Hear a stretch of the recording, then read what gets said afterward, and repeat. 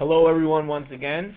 Welcome, and thank you so much for taking your time to join us for our Makerspace webinar. As you know, or maybe you don't know, we are in the middle of the National Week of Making, and at School Specialty, we're very energized by the whole Makerspace movement, and we're very well set up to help support Makerspaces. We think it is an incredibly important initiative to help young people, very young students, older students, even adults, everyone get into a social place where you can work together, you can become creative, you can build and tinker, and learn to collaborate on innovations. With that, we've had weekly promotions this week. We have another one tomorrow. And we have white papers as well as blogs on Makerspaces if you're looking to learn more about them. But today, our highlight of today is our webinar with our subject matter expert on science and on Makerspaces, Eric Benton. Eric is going to take you through this webinar on creating and maintaining an exceptional Makerspace at your school. So it's with real, great pleasure that I introduce you to Eric Benton. Eric, take it away, bud. Thank you very much, Paul.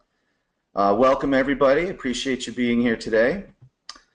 And what we're going to do is we are going to introduce you to our cool T-shirt. So stick around for the whole presentation, and at the end, we're going to be giving 3 of these T-shirts out. So hopefully, your chances are fairly good to get a T-shirt. So I hope you enjoy this, and I'd like to just kind of get into it. Now, hey, that's me. Hi, my name's Eric Benton, and I'm the subject matter expert for science for School Specialty. I was a regional sales rep for just about a year, so that was where I kind of got a little bit of experience with sales. I was also the national sales consultant for 3 years, so I've been out on the road talking with a lot of different schools, finding out what needs are and different solutions that we have for them. A lot of the experience that I have comes from being a curriculum and product designer for part of the School Specialty Science category, CPO Science. I developed a lot of the investigations and worked on some of the equipment that goes along with the various basal textbook programs we have for that. And prior to that, I was a middle and high school science teacher for 8 years.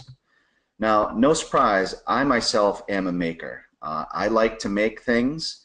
It started when I was a kid. I was lucky enough to have a dad that did a lot of projects around the house. We built brick walkways, we built a deck, we built a whole room, a giant sunroom onto our house. We even built a shed that was an exact replica of our house out back. So, I kind of worked on ratios and dimensions in that way with him, and I just really enjoyed it. I have a really strong background in art and science. I studied both at university, so that's something that's really exciting to me. So when I look at a project, I ask myself, what do I need? I'm just going to show you a real quick rundown of where I'm coming from in terms of a makerspace.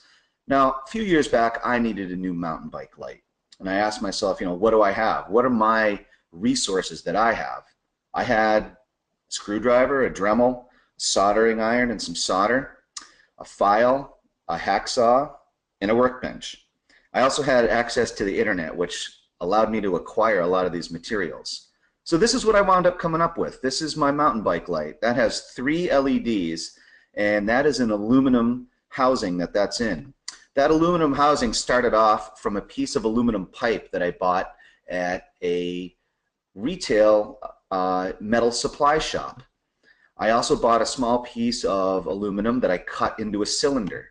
That cylinder was going to fit directly into the tube that I bought. You can see there's 3 LEDs there, and that is a little reflector piece that I bought on the internet for about $1.49.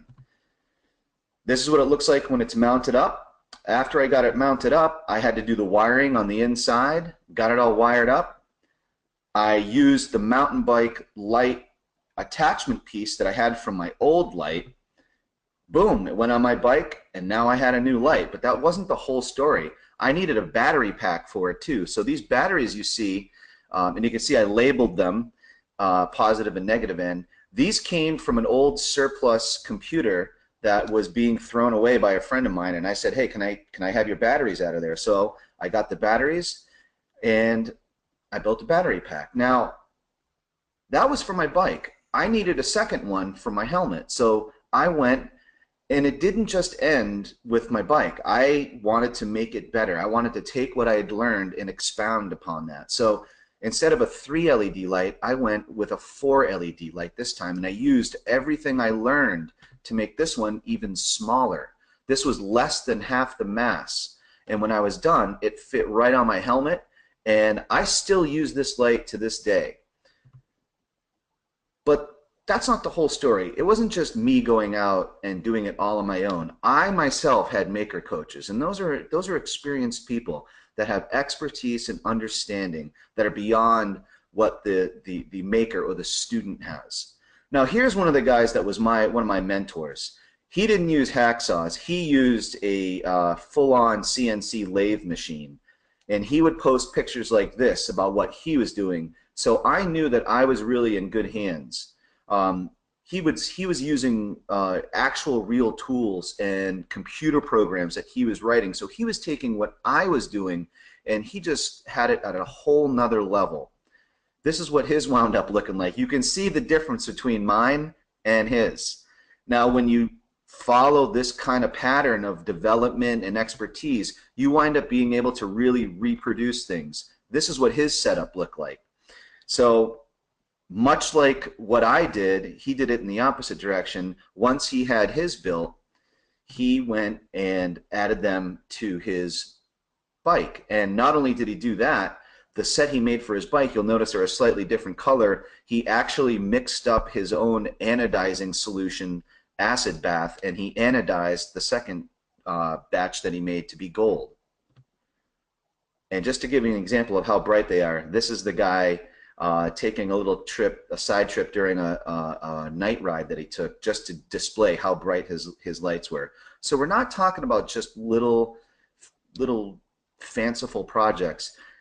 A lot of makers actually make real things, and that's kind of the point of going down this road. Now, we're not going to start this way.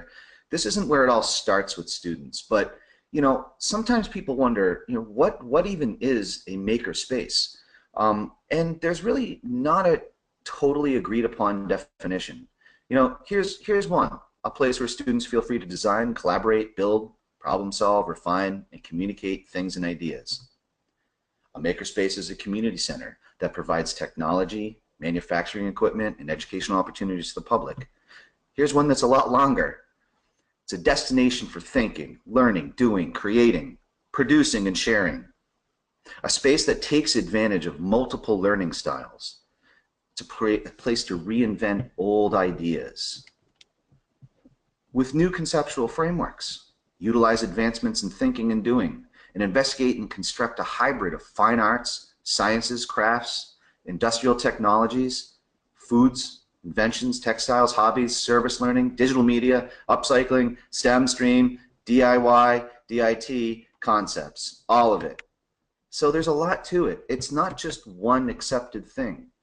There's a lot of different places where makerspaces can have a particular focus. I just talked about a few of them.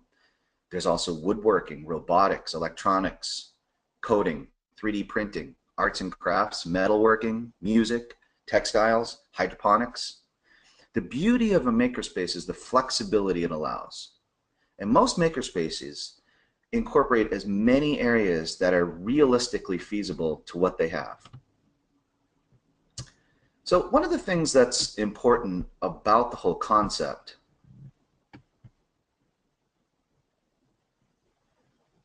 is that makerspaces are believed to introduce and promote interest for students in STEM and STEAM. Now, STEAM is just STEM with art incorporated. It turns out that an early interest, as opposed to an actual proficiency in STEM, is a better indicator of whether or not a student pursues a career in a STEM field.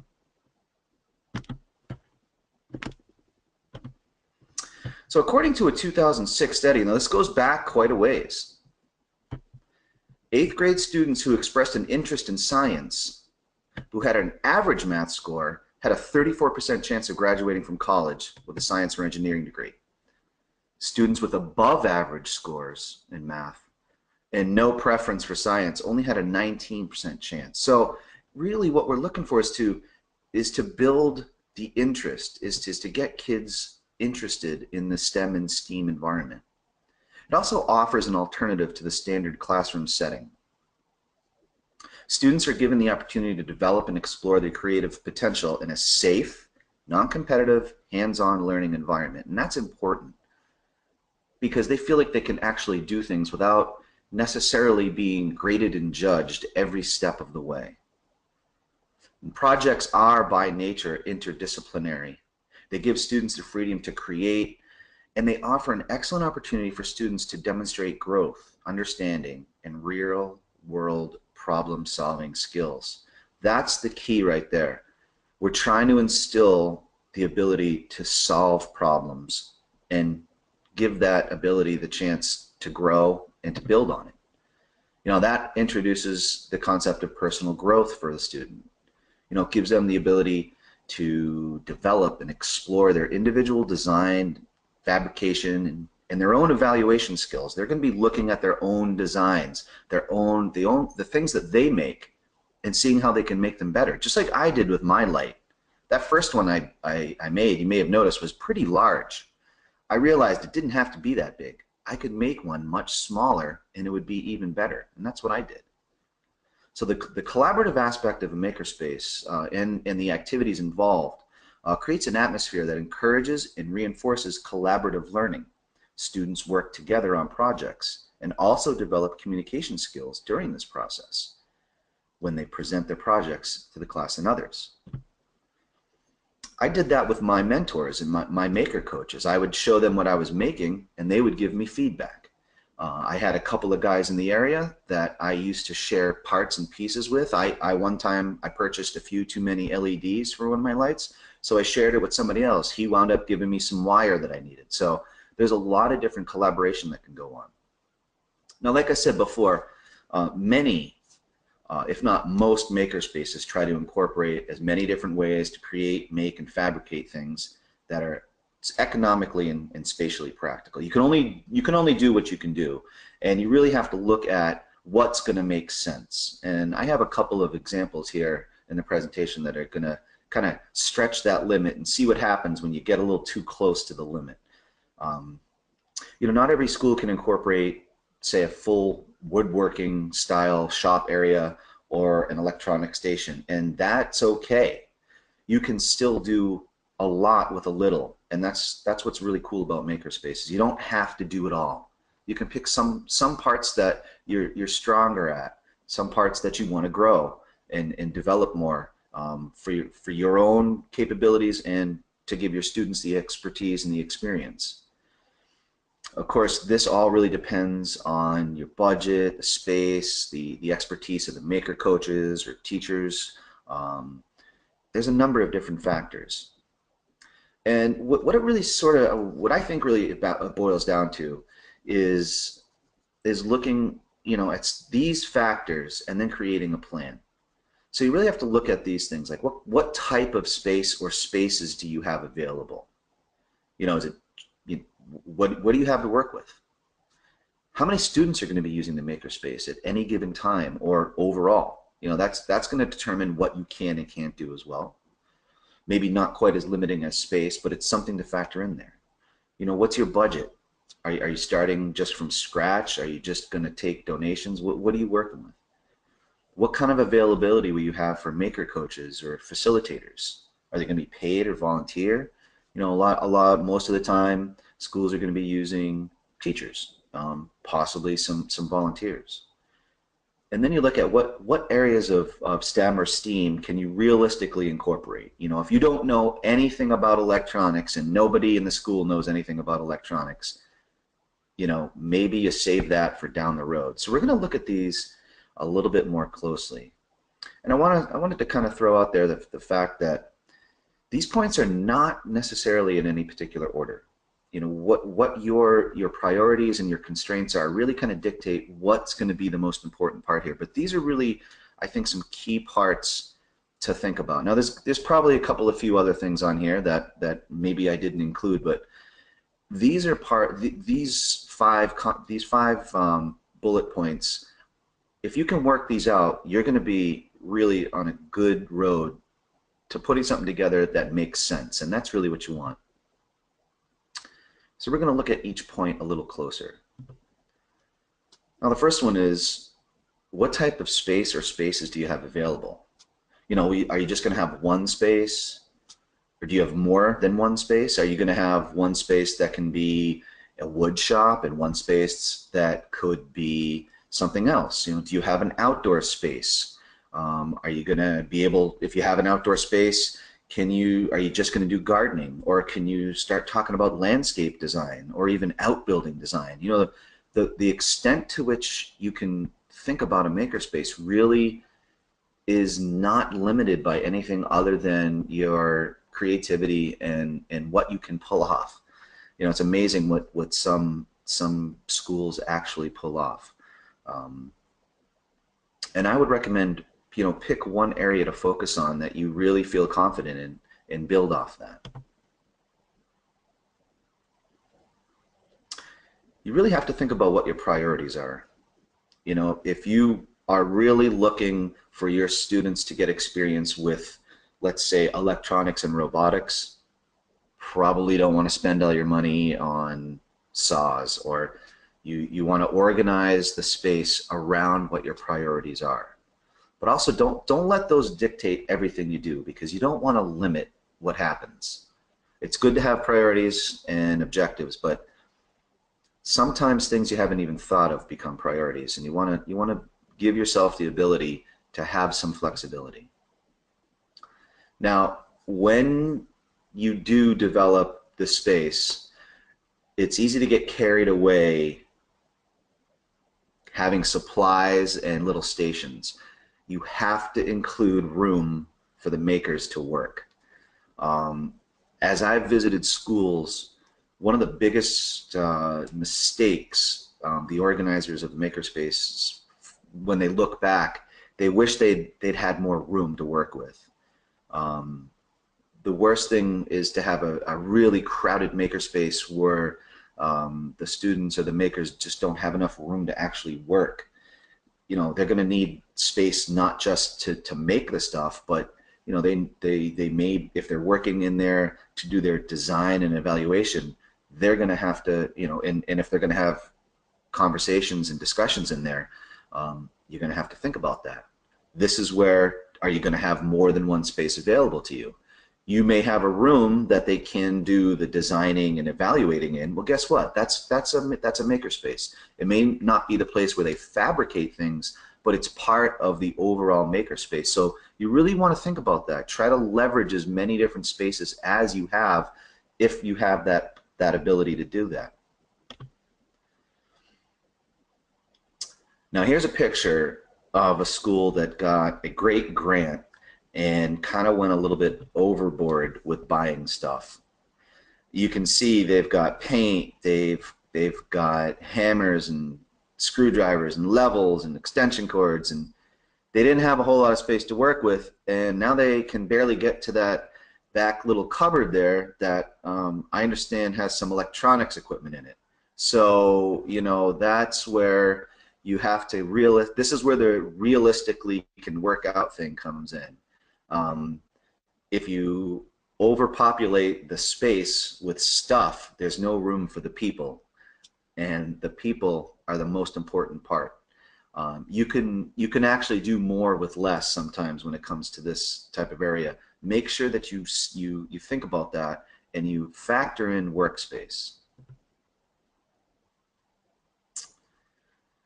So when you're first starting to set up and you're looking at the space that you have, you know, organizing the materials and supplies and the tools and the equipment, that's often the easier part, because you know, you start with a clean slate, and you know, when you look at an empty room, it's a little bit easier to envision where these items kind of fit.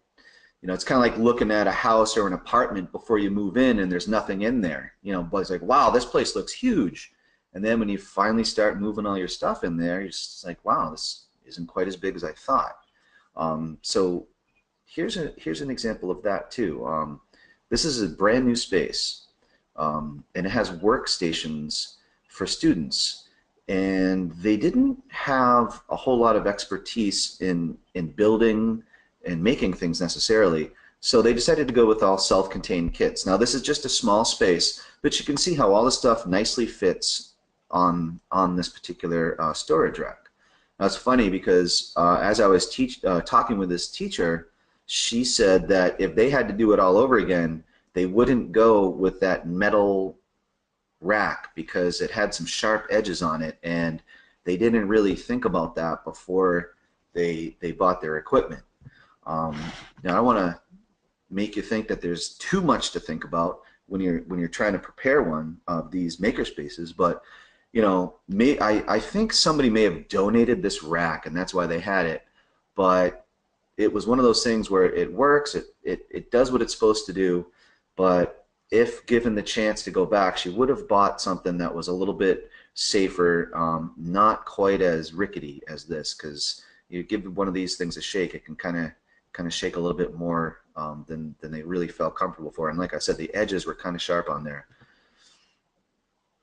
So these are things to think about. You know, if you're just starting out, you're not quite sure which direction things are going to go in.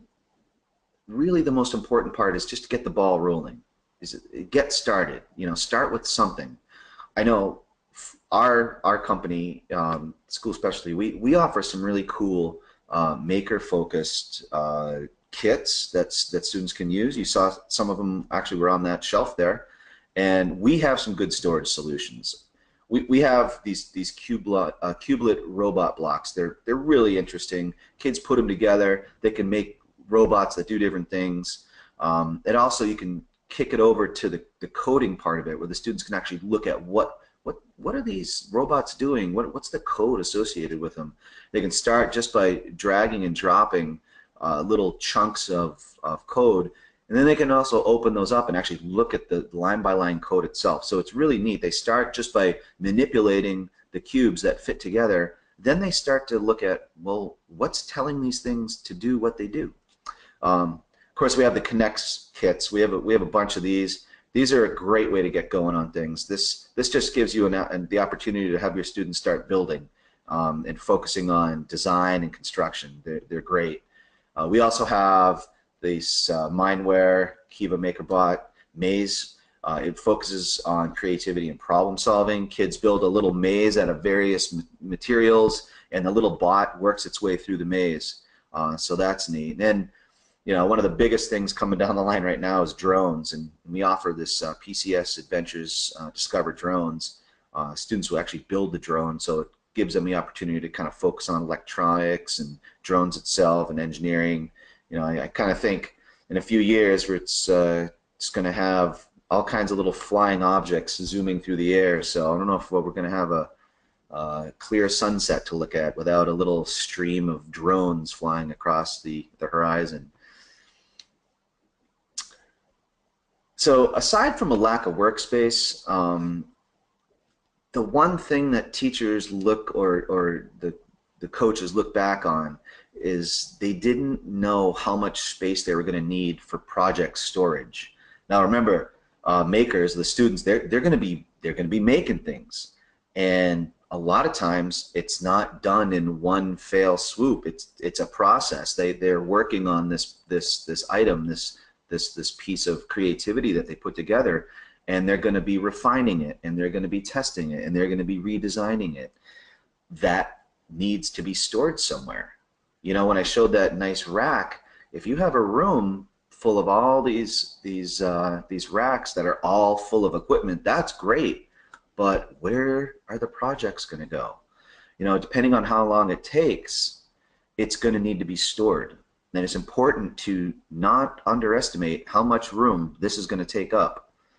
turns out that crates, baskets, and totes are going to be your friends, because sometimes these projects you don't just want hanging out in midair everywhere for people to see, because sometimes when that happens, you get this kind of thing. Now, I'll give them credit that they had stuff organized in the totes, but you can see what's going on with all these wires everywhere. It starts to become a little bit of a, it's approaching a bird's nest situation where stuff starts falling into other people's bins and various things like that. So, some of these projects are going to be big. And that's the other thing to think about. Storing them while you're working on them is one thing. But once they're completed, what then? Where are they going? This is something to think about before you start a project. You got to ask yourself, are they being stored here for perpetuity, or are they going to be displayed? Are we going to display them? If so, where are we going to display them? Or are the students going to take them home?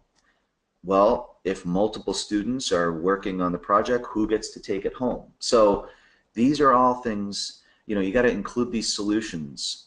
Ask yourself these questions before beginning a project with your students. By doing this, you're going to get more out of your space, because you want the space to be a place where the students feel good about what they've made. And thinking this kind of thing through is important. And I'll admit, I used to have maker projects with my students when I was teaching, and I didn't always think this one through. And then we wound up having a bunch of these projects sitting around, and they were all, for a month or two, it's great to look at them, and then after a while, it seems a shame to have to throw them out. But you got to think about what's going to happen with these. If they're functional, are you going to use them? If you had a project where you were building LED lights that were going to actually turn out to be shop lights, then you could use them. That's a real project right there. As a matter of fact, when I built my new mountain biking lights, I took my old ones and I used them in my shop. I mounted them on a pipe, a water pipe right above where I would sit in my basement. There was a cold water supply pipe that was almost the same size as a handlebar. So I took my old handlebar light and I put it right above me, shining straight down. Now, it wasn't tremendously bright, but where I was able to aim it, that was helpful. So, think about these things. This is going to help you get more out of your makerspace. This is an example of what happens when you don't think about where you're going to store your stuff. This was an opportunity for students to build a town, and each group was able to build a different business or some kind of municipal facility, and they had all these cool pieces they built, and then they just sat there. Now, where they're sitting is a valuable workstation, and now that workstation is occupied. So the teacher at the school when I was visiting was trying to figure out what they were going to do with this. Their idea was to actually set the town up somewhere in the school, but it turned out that there was no place big enough, because this is cramming it all on one table. The idea was to have it set up in some kind of open space, but they never secured the open space beforehand. That's a good thing to think about. That's going to help you really have a little more success with when you're building things. So in terms of storage solutions, we have some pretty good ones, for projects and for other kinds of kits. We have great storage cabinets, and as a matter of fact, that's really the one that we were there to discuss with the teacher who had the metal cabinet. It turns out that the size projects that they had would fit right in there. So she was going to see if they could maybe, it's really hard to get another chunk of money after they give you the initial one to get your place set up. So these are things to think about. We also have really sturdy and secure supply cabinets for items. You can see here, this one's focused around arts and some craft materials. We have a STEM maker station with the tubs from Copernicus. That's really helpful. And in terms of a workstation, a heavy-duty thing like this adjustable easy lift workstation from Diversified Woodcrafts is really nice. It's also, you know, this thing has a surface on it that is resistant to scuffs and scratches and things like that. Being able to adjust the height is something also to think about, because there's certain projects that are going to take a long time that students are going to be sitting down for, and others where they may need to stand. So if you're able to work in that kind of flexibility, that's really good. So covered that. Now, how many students are going to be using the Makerspace at any given time overall? That's something we'll look at now. So a general rule of thumb, and this is general, about 300 to 500 square feet is required to accommodate 12 to 15 students. This does not take into account finished project storage. Like I said before, that can take up a lot of space. Now, if you're setting up a makerspace that has like really large stand-up power tools, you know, like a drill press or, you know, an English wheel or a lathe or something like that, you'll need even more space.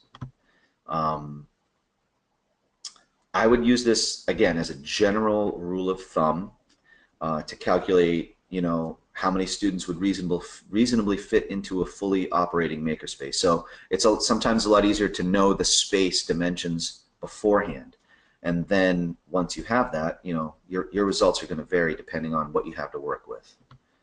And again, this is a general rule. I wouldn't get too hung up on this. You know, if you're pressed for space, you know, there's some things you can think about.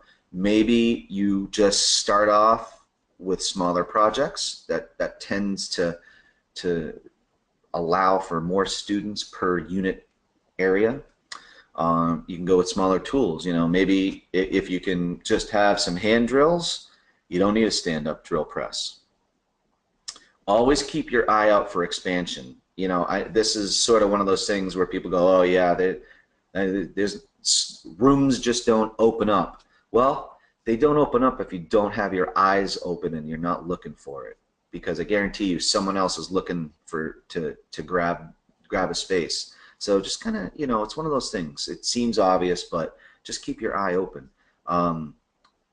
Sometimes moving through in shifts works. Like if you have one space that they're going to be doing their sit-down design, and then they're actually going to be doing the building and fabricating in another space, maybe you can have them shift spots where when they're done with their fabrication time, even if they're not at a total completion stage, maybe it's time to take the project back and evaluate it. It's just a time thing. And that's sometimes that works best if you can have a design collaboration area while the other people are in the production areas. Again, this probably works best through trial and error. Obviously, we all, you know, just like STEM and Makerspace itself, you kind of have to work through it. You have to start somewhere, evaluate what you've created, and then make changes as needed, depending on, you know, sometimes your goals change, sometimes what you want to accomplish changes. You really have to stay on top of that. But the best plan is to, you know, just to begin and then take a look at what's going on and then refine it. So that brings us to budget. Now, as we all know, the sky's the limit on spending money. You can buy as much stuff as you could possibly imagine given the money. But I want to emphasize, don't let your perceived small budget stop you from moving forward, because I guarantee you someone has probably developed a makerspace on less money than you have if you're starting from scratch. So if you're just given a number, you know, find out what you can get based on your priorities and move forward. You want to always focus on what it is that you want to achieve. And this is an important part, is remember to use the strengths of your teachers, your instructors, maker coaches, whatever you want to call them. You know, if you have somebody who was an electrical engineer and they're going to be working in there with the students, you know, maybe it's best to start there. You know, if somebody was a skilled carpenter, a woodcraft person, maybe you focus more on, you know, drills and coping saws and screwdrivers. You know, you got to pick somewhere. One thing's for sure is you can always acquire more supplies and equipment. How do you do that? Well, tool drives. I'll tell you one thing, it's amazing how many people are looking to get rid of old and maybe sometimes not so old tools. Uh, especially if you put it out there to the community that what it's going to be used for. If you can explain the concept of a makerspace, and honestly, a lot of people who were in school 20, 30, 40 years ago, they probably will be familiar with industrial arts and home ec. Makerspaces kind of take it to a little bit of a different extent. A lot of times back then, students were just kind of completing a project that was given to them. A makerspace kind of takes that concept, but puts the design and the creativity emphasis on, makes it student-centered, puts that on them as opposed to the teacher. Sometimes hardware stores are willing to donate things that didn't sell. Honestly, you just have to ask. My motto is they can always say no. If you ask nicely, then maybe you make a friend next time around. They'll keep you in mind. Also, contractors, sometimes they go through tools like it's going out of style. You never know. If you have people in the community that are contractors, you might want to ask them if they're getting rid of any old tools. Sometimes monetary donations are great. One of the whole driving concepts behind STEM and STEAM is private industry wasn't getting enough qualified people to work. They're looking for people who have STEM and STEAM experience. If you have those types of businesses, those types of companies in your community, put it that way. Say, I'm trying to create a space that's going to give students the opportunity to have the experience that you want them to have. That might be enough to get a little bit of extra funding.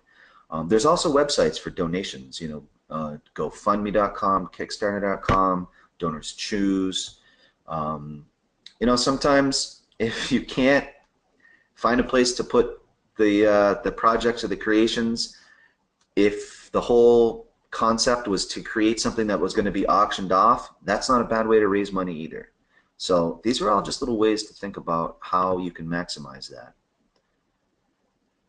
That's also a good time to think about if you're using just maker-based kits, and we're always happy to work with you to find the best solution for you and what your priorities and your needs and directions are.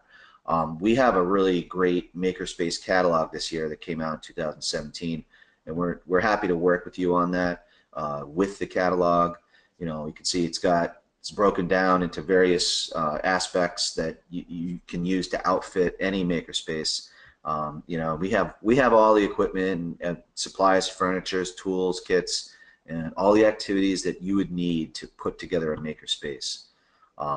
So as you kind of get a little further along, sometimes you don't have a choice as to who's going to be working there. Maybe it's just you. Maybe it's already determined who's going to be there. But that's when you want to look at and think about who's going to be around there. Is there anyone else you can bring in? The expertise of these individuals is going to determine what really you can focus on. It's always good to have someone that has a lot of experience, somebody that has been there and done that. That helps. We don't want the coach doing it for the students. We want them to be there to facilitate, to be able to answer some kinds of questions, possibly give a little bit of guidance. And leveraging that expertise is a great idea. The special skills and talents that some people have are going to, that's going to drive the direction of the products and the things that you can do and what you're going to be made.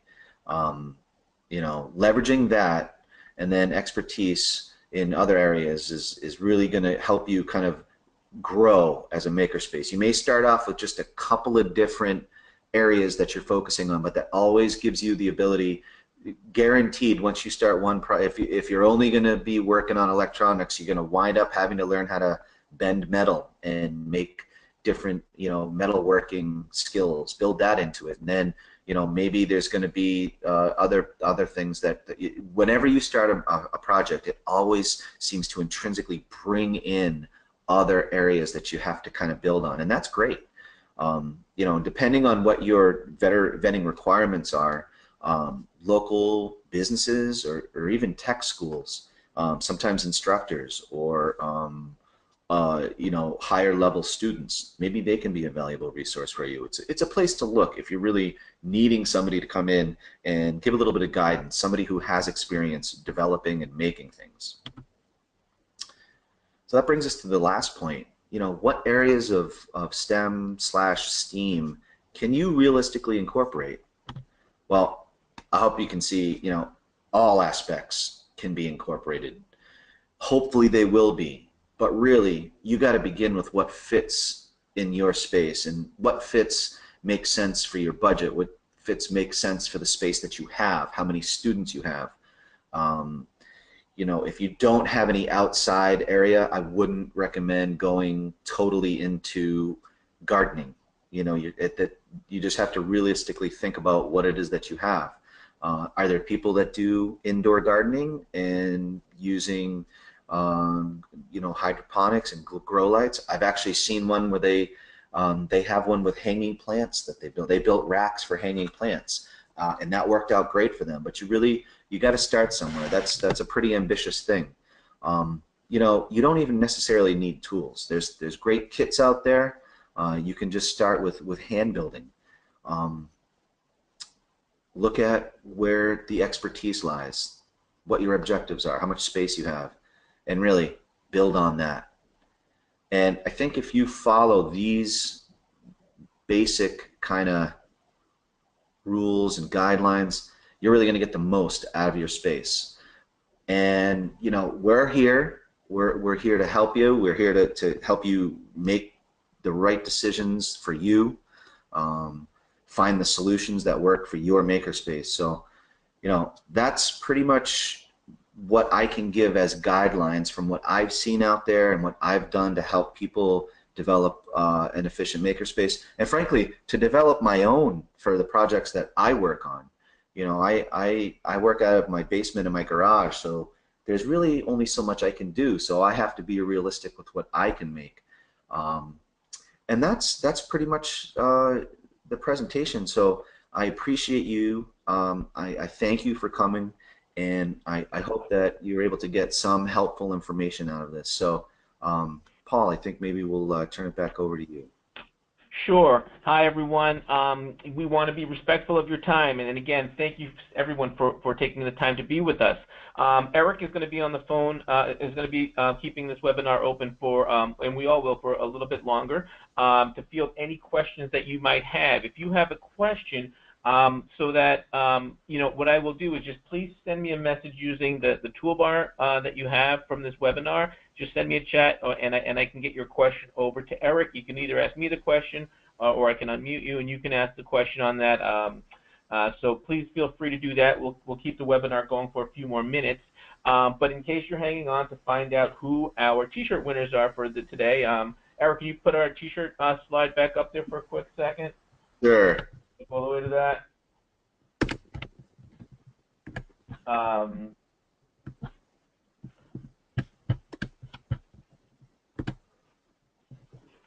Thanks, Eric.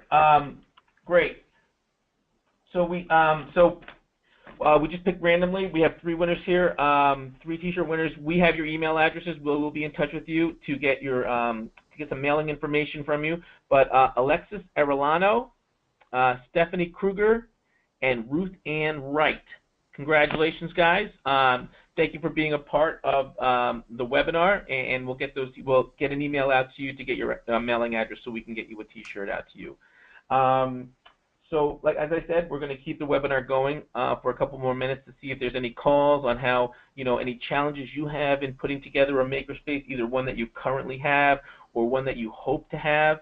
As Eric mentioned during his presentation, School Specialty is uniquely positioned to really support you in a variety of areas. It can support you in terms of the STEM and science products that you want to put in there, arts and crafts, any of the type of supplies that you need, cleaning supplies that you need, any type of the woodworking tools that you have. In fact, really, we could mostly do everything except for, and we laugh about it here, sewing machines. That's the only one thing that we don't have, but we likely will soon. So let me just quickly take a peek over. Okay, I do have a question over here. Eric, yes, So a quick question came up is, you entered the webinar late. Will we be able to get slides for the presentation? Yes, we can definitely provide slides for the presentation. We've also recorded the webinar. So all of the attendees will be, will be provided a link where you can go and take a look at the webinar, and hopefully share the webinar with other people that you're collaborating with to help you get your webinar started, or to get enhance your makerspace, or to build your makerspace.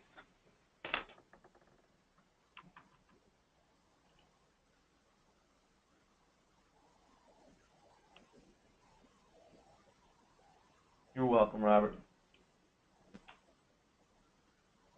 Oh, here we go.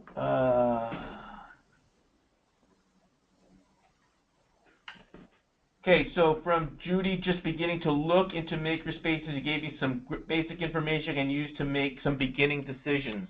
Absolutely, Judy. If any of you are starting to make decisions about making makerspaces, we're doing a lot of work in terms of consulting with various parts of the country to help them get their makerspaces started. So please use us as a resource. We can definitely help you in terms of whether you want to just fill certain aspects of your makerspace, or if you want to literally build a space, we could do that for you and provide the furniture for that as well.